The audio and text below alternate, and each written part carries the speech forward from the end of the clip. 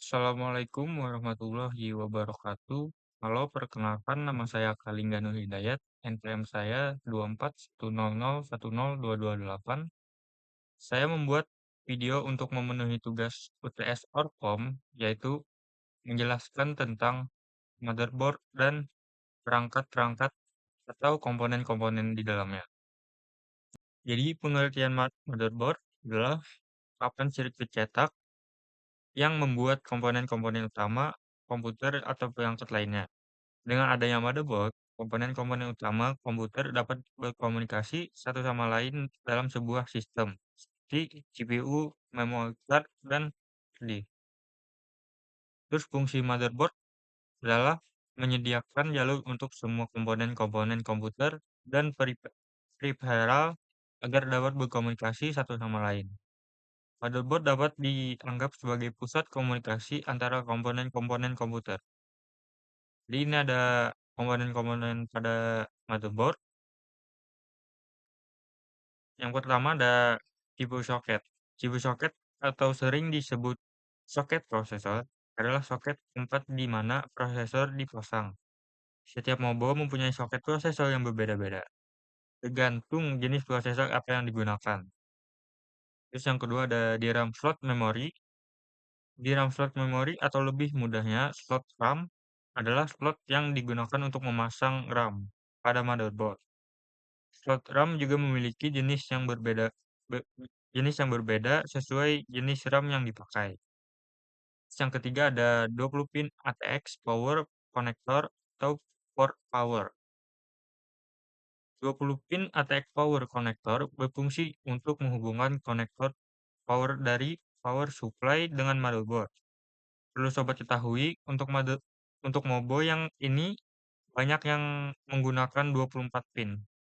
Tambahan 4 pin tersebut untuk membantu kinerja dari prosesor. Terus yang keempat ada fan header, berfungsi untuk memberikan daya pada kipas yang terpasang pada heatsink prosesor dan sebagai penyedia tegangan untuk kipas. Terus yang kelima ada port serial atau SATA, berfungsi untuk menghubungkan disk drive seperti hard disk atau CD-ROM jenis SATA.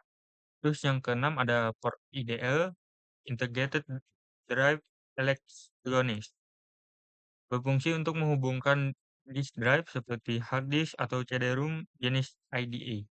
Terus yang ketujuh ada USB header, berfungsi untuk menghubungkan port USB dengan motherboard. Yang kedelapan ada short bridge. Short bridge adalah komponen utama yang mengatur lalu lintas data antara prosesor dengan sistem memori dan saluran utama motherboard. Yang kesembilan ada NOR bridge. NOR bridge adalah bagian yang menghubungkan prosesor ke sistem memori dan grafik controller melalui bus berkecepatan tinggi dan ke short bridge. Terus yang ke-10 ada slot PCI.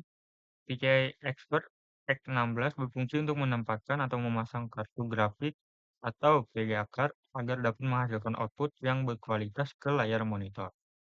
PCI 1 berfungsi untuk menempatkan atau memasang aksesoris seperti adaptor kabel, TV tuner, dan sebagainya. Slot PCI berfungsi untuk memasang berbagai kartu plug-in, dapat dipasang beberapa kartu ekspansi seperti modem, kartu jaringan, dan lainnya. Terus yang ke-11 ada slot AGP. AGP berfungsi menempatkan kartu grafis atau VGA card yang berjenis AGP. Terus yang ke-12 ada BIOS. BIOS adalah memori permanen tempat tersimpannya data seperti tanggal serta pengaturan dari komponen komputer.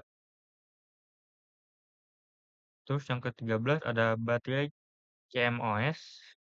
CMOS berfungsi untuk menyimpan memori dari chip CMOS yang berisi tanggal, waktu, jenis perangkat keras, dan pengaturan lainnya seperti untuk komputer. Mungkin cukup sekian dari saya. Kalau ada salah kata atau penjelasan yang kurang, mohon maaf. Assalamualaikum warahmatullahi wabarakatuh.